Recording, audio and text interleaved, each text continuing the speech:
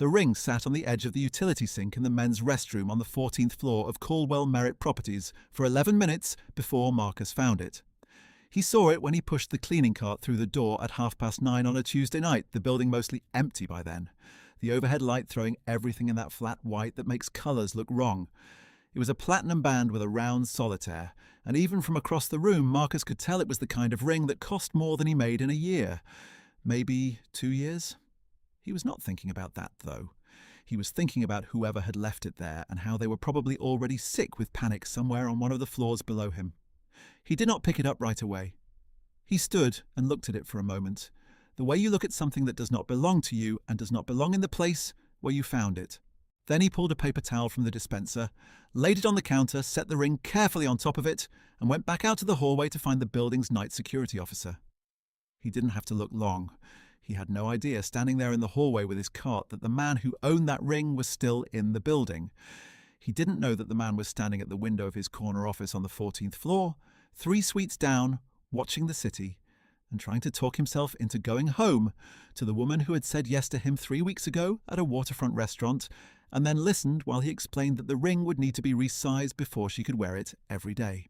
He didn't know that the man had slipped it off his own finger 20 minutes earlier where he had been keeping it safe, set it on the sink ledge while he splashed water on his face, and then walked out of that restroom without it because his phone had rung and his mind had followed the call and left the ring behind.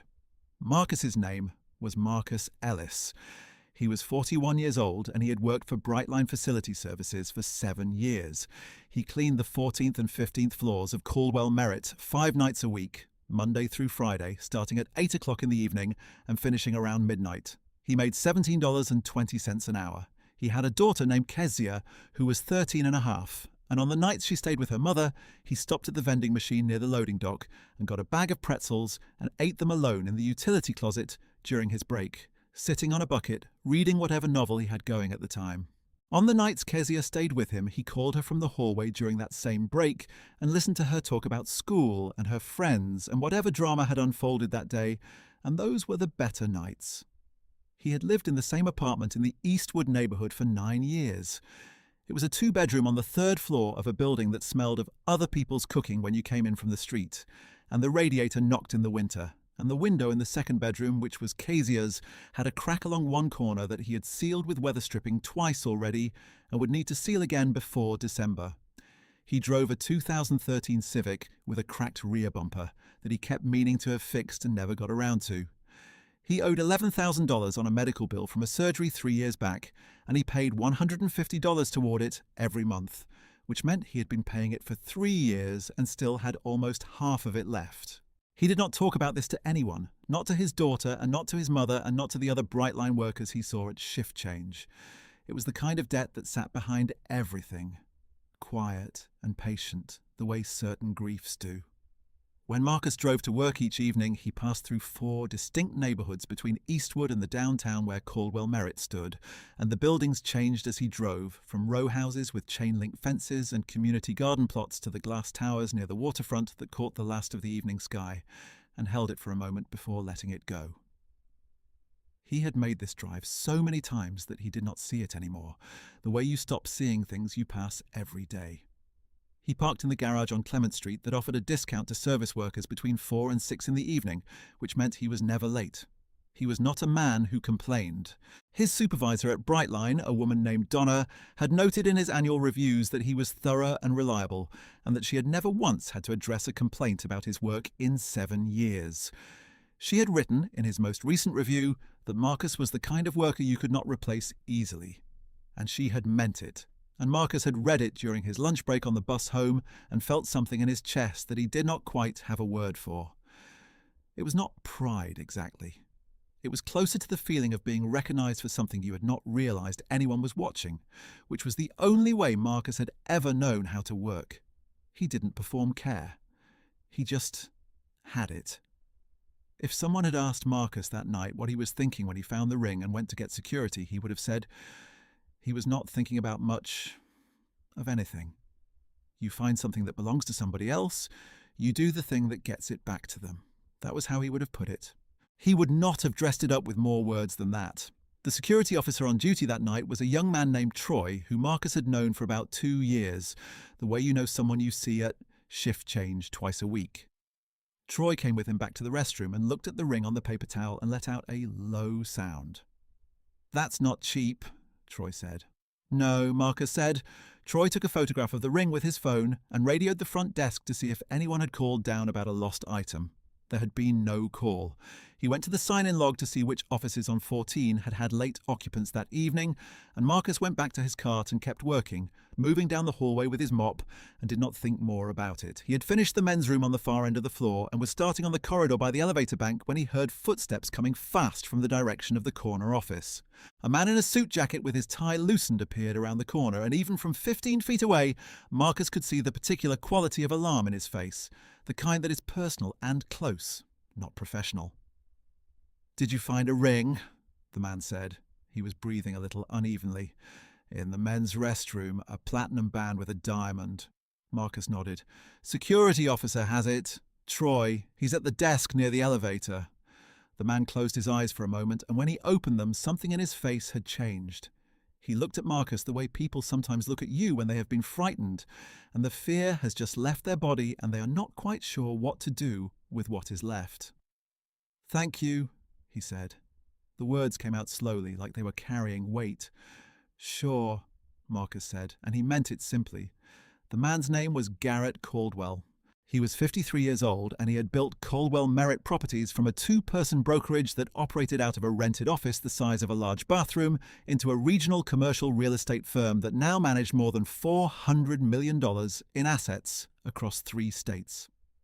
He had done this over 26 years by being the kind of man who moved fast and looked ahead, and did not let sentiment slow down a decision. His colleagues described him as precise. His competitors described him as relentless.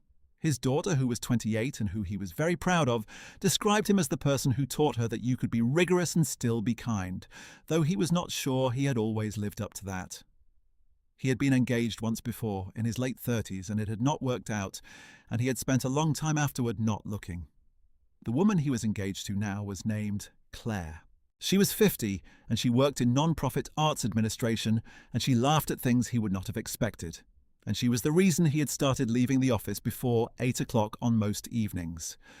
He had carried that ring on his finger for 3 weeks because he could not bring himself to leave it in the office, safe where it would be safe, but not close. He understood that this was not rational. He understood that a lot of things were not rational, and that understanding them did not change them. Troy returned the ring to him at the security desk, and Garrett held it in his palm for a moment, and then slipped it onto his finger and stood there. He asked Troy who had found it, and Troy told him.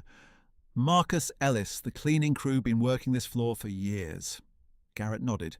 He said thank you twice, which was once more than he usually said anything twice. He went back to his office and stood at the window and looked at the city for a while. And then he went home. He thought about it on the drive. He thought about it the next morning over coffee, standing at the kitchen window of the house he had owned for 12 years, watching a neighbour walk a dog in the early morning street. He was not the kind of man who sentimentalized small moments, and he knew that. He also was not the kind of man who convinced himself that things were smaller than they were, and he knew that too. What he kept returning to was not the ring, exactly, though the ring was part of it. It was the way the man had handled it. He had not held the ring. He had set it on a paper towel, which was a detail that told you something, the instinct to make something intact until the person who owned it could come back and claim it. He had gone to find security rather than pocketing it, or leaving it, or waiting to see if someone came looking. He had been mopping a hallway when Garrett found him, working the end of a long shift in a building that had been mostly empty for 2 hours, and there had been nothing in his bearing when he said the words that indicated he had done anything other than the ordinary thing. It was the absence of theatre that Garrett could not stop thinking about. A week passed. Garrett went through the Brightline Building Services contract, which his facilities manager handled, and which he had not looked at closely in the 3 years since they had renewed it. He looked at the scope of service and the per-worker billing rate and the wage disclosure and the benefit provisions, and he sat with it for a long time. The billing rate was standard for the market. The wage disclosure showed a band of $14 to $18 per hour for the primary crew. The benefit provisions were thin. There was a sentence in the contract about annual performance reviews and a clause about merit increases that his facilities manager had apparently never activated, because there was no record of it in the ledger. He set the contract down and sat in his office with the door shut for a few minutes. He did not do anything right away. He was not an impulsive man. He asked his director of operations, a woman named Priya, to pull the staffing records for all the Brightline workers assigned to Caldwell Merritt's building. He asked her to do it quietly and to tell him what she found. Priya came back 3 days later with the records, and she also came back with something she had found on her own, because she was good at her job, which was a note in the facilities management file from 4 years ago, when they had been considering upgrading the cleaning contract.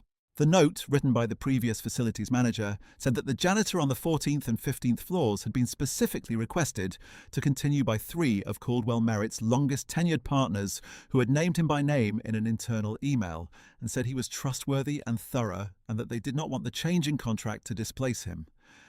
Garrett read that and set the paper down on his desk. He asked Priya to find out if there was an opportunity to bring Marcus in for a conversation. What Garrett was thinking about, and had been thinking about since that night in the hallway, was not a bonus check or a gift basket, though he had considered both and discarded them. He was thinking about something his father had said to him once when Garrett was young and the business was new and there was very little money, and what little there was had to be allocated carefully. His father had said that the most costly mistake a person could make in building a business was to confuse what a person charges for their labor with what their labor is worth. He had said it plainly, the way he said most things, and Garrett had written it down in a notebook he still had somewhere and had tried to live by it with uneven success. He was thinking about the gap between what Marcus was being paid and what the 3 people who had worked next to him for years evidently believed him to be worth. He was thinking about the ring on the paper towel. He was thinking about the word that had come to him when he asked Troy who had found it, and Troy had said a man who had been working this floor for years. He called Claire that night and told her about it, and she listened without interrupting, which was one of the things about her. When he was done, she said, "What are you going to do?" And he said he was still working it out, and she said, "Garrett," in that particular tone she had, and he laughed. Priya set up the meeting. She told Marcus that the building owner wanted to speak with him about his work in the building, and left it at that. Marcus received this information the way he received most professional information, without visible reaction.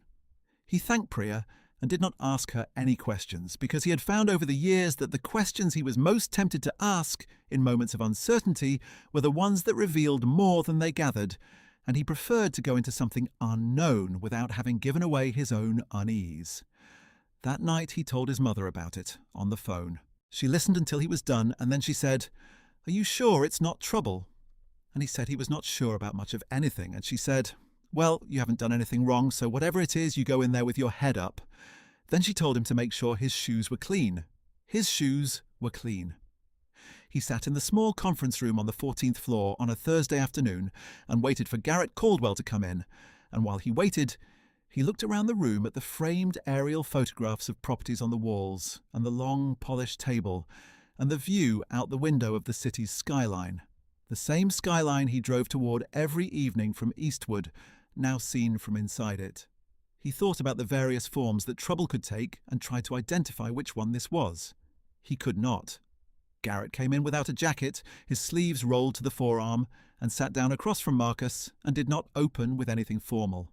He said, "I want to thank you properly for what you did a few weeks ago." Marcus said, "I appreciate that, but it was just the right thing." Garrett looked at him for a moment. "That's what I want to talk about," he said. What followed was not a short conversation. It ran for just over an hour and a half. Garrett asked Marcus about his work, how long he had been in facility services, what he had done before, whether he had ever thought about what a different kind of work might look like. Marcus answered carefully at first, and then, as the conversation moved, with more ease, because Garrett asked the way a person asks when they actually want to know, not when they want to appear interested. There was a moment, roughly 40 minutes in, when Garrett said, "Walk me through what you actually see when you come into a building at the start of a shift." And Marcus leaned back in his chair slightly, the first time he had moved from his initial seated position, and described the entry sequence the way a doctor describes examining a patient, methodically and with genuine attention. He talked about what the lighting told you, and what the floors told you, and what the smell of the air told you, and which problems were cheap to catch at 8 in the evening and expensive to catch at 2 in the afternoon with a building full of tenants. He talked about the vendors and what they billed for versus what they actually delivered, and the particular ways that deferred small maintenance became urgent, large maintenance over 18 to 24 months. Garrett listened without writing anything down. When Marcus was done, Garrett said, "You've been doing all of that for $17.20 an hour." It was not a question. Marcus said nothing. "I'm not asking you to feel bad about that," Garrett said. "I'm telling you what I see." Marcus had grown up in Eastwood, in the same neighborhood where he lived now. His father had been a maintenance technician for the city, and Marcus had worked alongside him through high school doing small repair jobs, learning to read a building the way his father had read them, from the pipe joints out, from the wiring back.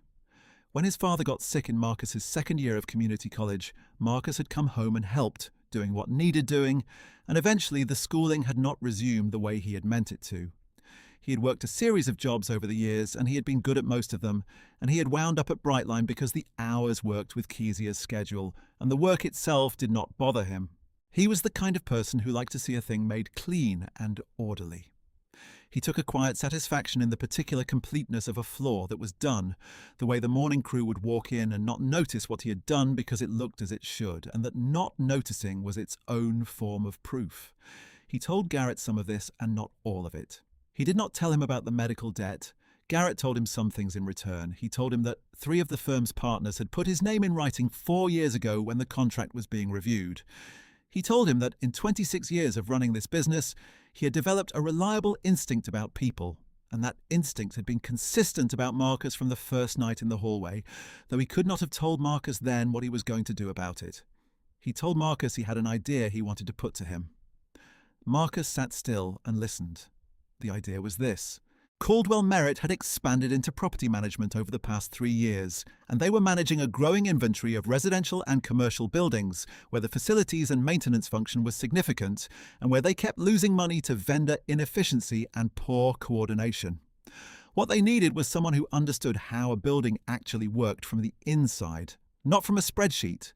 Someone the crews on the ground would respect because that person had done the work. Someone whose judgment could be trusted at 11 o'clock at night when no one with a title was watching. He was not offering Marcus a junior role with a lateral step.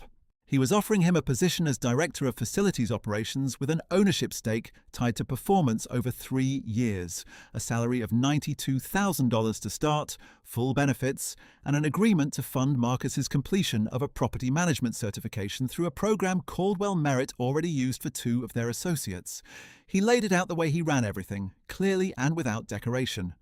Marcus was quiet for long enough that Garrett did not fill the silence.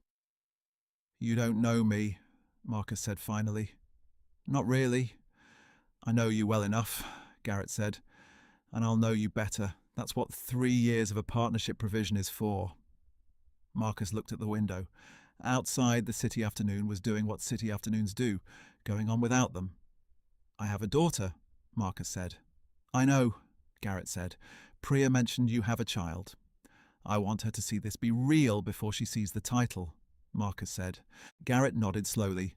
"Then let's make sure it's real before we put it on a business card." Marcus looked at him for a long time. It was the look of a man who has learned not to move fast toward things that sound good, because moving fast toward things that sound good has cost him before, and the cost had been real and slow to pay off. He said he needed to think about it. Garrett said that was the right answer. Marcus drove home that evening in the Civic, the cracked bumper catching the last of the afternoon light, and he called his mother and she told him to pray on it. He called Kezia, who was at her mother's, and she said, "Dad, what does an ownership stake mean?" And he explained it to her, and she said, "So you'd own part of the buildings?" And he said in a small way, eventually, "Yes," and she was quiet for a moment, and then she said, "That sounds like us." And Marcus did not say anything for a few seconds because he was not sure he could. He called Garrett the next morning. He said yes. The paperwork took 3 weeks. Donna at Brightline was gracious about it, which was the right word, and she told Marcus on the phone that she had always figured something like this was coming, though she had not known what form it would take. Marcus said that was kind of her. She said it was not kind, it was just accurate. Then she told him she was going to miss his work, and he said the floors would be fine, and she laughed. He made sure he finished out his notice the way he had done everything else thoroughly. Every floor left as he had found it, or better. On his second-to-last shift, he deep-cleaned the utility closet on the 15th floor, the one where he had eaten pretzels alone on the nights Kezia stayed with her mother, reorganizing the supply shelf and labeling the new stock with dates in his clear, even handwriting. The next person who came in would find it set right. That was the point. The other Brightline crew members on the Caldwell Merit account shook his hand at shift change on his last night. Some of them had worked alongside him for years, and some were newer, and all of them had the look people have when something decent is happening to someone who deserves it, and they are genuinely glad. There was no envy in any of their faces, which told Marcus something about the kind of people he had worked with and about the kind of work they did together without talking about it. Troy, the security officer, gave him a short nod at the elevator that carried more than a nod usually carries. Marcus nodded back. He pushed his cart into the service elevator for the last time and rode down to the loading dock and handed in his Brightline badge to the shift supervisor. And he drove home in the Civic through the 4 neighborhoods between downtown and Eastwood. And for the first time in 7 years, he noticed the drive again. The way you notice something when you know it is changing. His first day as Director of Facilities Operations was a Monday in March. He wore the same clean shoes his mother had told him to wear to the meeting. He sat in an office, a real office with a door that closed, on the 12th floor of Caldwell Merit's building, and he looked at the desk and the window and the stack of vendor reports Priya had left for him, and he sat with it. He had looked at the nameplate on the door 3 times before he went in. Then he went in and left the door open. He was not comfortable right away. Comfort was not the point, and he knew that. He was competent, which was different and more useful, and that showed up immediately, the way competence does when it is genuine. Within 6 weeks, 3 of the firm's building managers had come to him with questions they had been unable to resolve through channels, and he had resolved them. A heating and cooling contractor had been billing for monthly filter replacements that the records showed were being done every 8 weeks. Marcus had caught it in the first 2 weeks by reading the service logs the way he read everything, front to back, without skipping. He brought the discrepancy to Priya and they drafted a corrective addendum that the contractor signed without dispute, which told Marcus something about how long the practice had gone unnoticed. He started visiting the properties in the portfolio, all 14 of them, not with a clipboard but with the same attentiveness he had brought to the floors on 14 and 15, going through the utility rooms and the mechanical spaces and the common areas at off hours when the buildings were quiet, and showed you what they were without the cover of activity. He took notes in a small notebook he carried in his chest pocket, the kind his father had used. He did not share the notes widely. He used them to build a picture. Within 4 months, he had renegotiated 2 maintenance service contracts and reduced the combined annual cost by a figure that Garrett noted at a partner meeting without elaborating on how it had happened. The partners who had been at that meeting for years looked at the number and then at each other and said nothing, which was the version of surprise those people usually allowed themselves. Have you ever seen someone step into a role that was waiting for them the whole time? Something they were built for but never given? Leave that in the comments. It happens more than most people know. He enrolled in the certification program the second week of April. He studied at the kitchen table in his apartment on Tuesday and Thursday evenings, and on the Saturdays Kezia was with him. She sat across from him doing her own homework, and they worked in the same comfortable quiet. And sometimes she would look up and ask him something about what he was reading, and he would explain it to her, and she would nod and go back to her own work. She was 14 by then, and she was good at school in the way Marcus had been good at the work he was given, thorough and unshowy and reliable in her understanding of things. He watched her across the table and thought about what it might mean for her to grow up watching him do this, to see the shape of what was possible. He paid off the medical debt in full 11 months after he started at Caldwell Merit. He transferred the last payment on a Wednesday morning from his phone, standing in the parking garage before he went up to his office, and he stood there for a moment in the concrete grey and let it register. Then he went upstairs. The ownership stake vested in stages, the first tranche at the end of year 1, the second at the end of year 2, the third at the completion of year 3 and the certification. He did not think about it constantly. He thought about the work, he thought about the buildings and the people who worked in them, and the long list of small decisions that, added together, determined whether a building ran as it should or ran down quietly and expensively, in ways no one noticed until the cost was large. Garrett watched him work the way Garrett watched anyone he had wagered on, with attention but not interference, because interference was what you did when you did not trust the person, and trust had been the whole point. At the end of the first year, Garrett called him into the corner office for a review, and they went through the numbers and the projects, and then Garrett leaned back in his chair and said, "What do you need more of?" Marcus said, "Access to the vendor relationships at the ownership level, not just the operations level." Garrett looked at him. Done. The second year moved faster than the first. Marcus had found his footing, and he worked the way he had always worked, steadily and without display, accumulating understanding the way his father had taught him to look at a building before you touched it. He noticed the way different buildings in the portfolio failed at different rates depending on their maintenance histories, and he began to map it. He had a theory, which was that the gap between proactive maintenance and reactive repair was quantifiable, and that if you could show it to someone with authority over the budget, the math would make the argument he could not make through persuasion alone. He spent 4 months developing it in his notebook and then 3 more weeks translating it into a format Priya could take into a finance review. They refined it together over 2 evenings in the conference room. When Marcus presented it to the partners, it was the first time he had spoken in a full partner meeting, and he was not nervous, which surprised him. He had built things with his hands for 20 years. He knew how to present a thing that held weight. At the end of the second year, Marcus came to Garrett with a formal proposal for a new maintenance coordination protocol he had designed, and Garrett had it reviewed by the operations team, and they implemented it across all 14 properties in the portfolio. The protocol saved the firm a documented $400,000 in its first year of operation. Garrett named it in the annual report without attribution, and Marcus did not ask for attribution, and Garrett noted that he did not and filed it under the things he already knew about the man. He thought sometimes about the ring, not obsessively and not with sentiment. He thought about it the way you think about a hinge point, a moment that could have gone another way and did not, and what the difference had been. He did not think the answer was complicated. The difference had been a paper towel and a man who went to find security instead of pocketing his opportunity. And now 14 buildings ran better, and $400,000 a year stayed inside the firm where it belonged, and a 13-year-old girl was watching her father do something that mattered. He thought that was not a bad return on one honest act performed at 9:30 at night in an empty building when no one with authority was watching. He was wrong about the last part, of course. Someone had been watching. That was always the part people forgot. The third year ended on a Friday in March, 3 years to the month from his first day. Garrett called him into the conference room, the same room where they had first sat across from each other, and the partners were there, including Priya, who was a partner now herself, and 2 of the 3 who had written Marcus's name into a facilities file 4 years before they ever met him properly. The third partner, Howard, was there too, an older man with white at his temples who had been with the firm from the beginning and who had the manner of someone who measured every room he walked into and usually found it satisfactory. The certification was framed matte and simple, the way Marcus had chosen when Priya asked him his preference. The ownership documents were on the table in a folder, and there was a pen set in the middle of the table that no one had touched. Marcus sat down. He looked at the documents and then he looked at Garrett. Garrett said, "You did the work." Marcus said, "I know." There was a quiet in the room that wasn't awkward. It was the quiet of people who know what a thing cost and are not going to diminish it by filling the space with noise.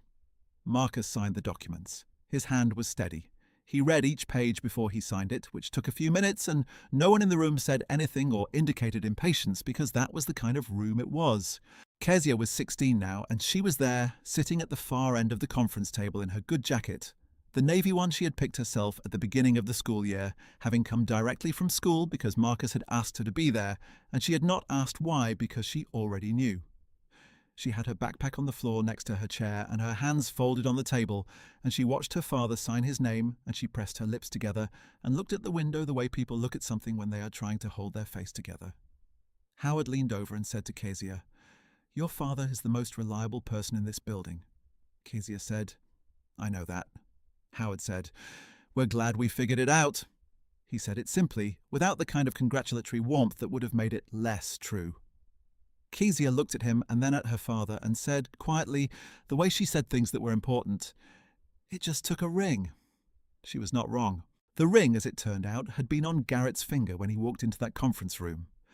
Claire had worn it for 3 years by then, and he was not wearing her ring, of course, but he had kept a habit ever since that Tuesday night of noticing the thing on his hand and what it had cost him not to lose it. He had mentioned this to Claire once, and she had looked at him and said, "So a janitor's honesty is the reason we're together?" And he had thought about it and said, "A janitor's integrity is part of the reason a lot of things are the way they are." And she had said that he was getting sentimental in his old age, and he had said that he was getting accurate, and she had laughed. Marcus went home that evening and ordered takeout, the good kind, from the place 3 blocks away, and he and Kezia sat at the kitchen table with the food between them and the certification propped against the wall where Marcus could see it from his chair.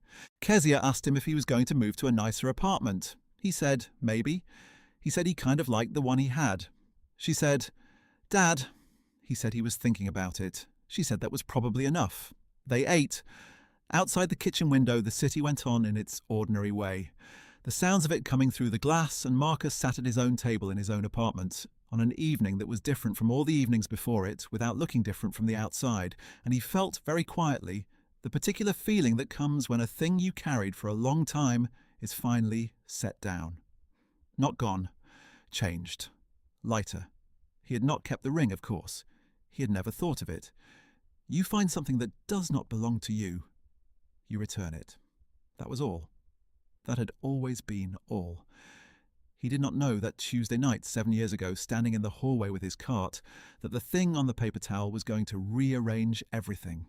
He would not have done it differently if he had known. He would not have done it differently if he had never known. That was the whole point, and it was not a point he needed to explain to anyone in that room, and no one in that room had asked him to. Kindness does not need an audience to do its work. It just needs the person doing it to show up, same as always, and do the work anyway. If you've ever held on to your integrity when it would have been easy to look the other way, leave that in the comments. Someone needs to hear it today. And if you want another story about the kind of people the world overlooks until it can't anymore, the next one is already waiting for you. This story is fictional and created for entertainment. Any resemblance to real persons or events is coincidental.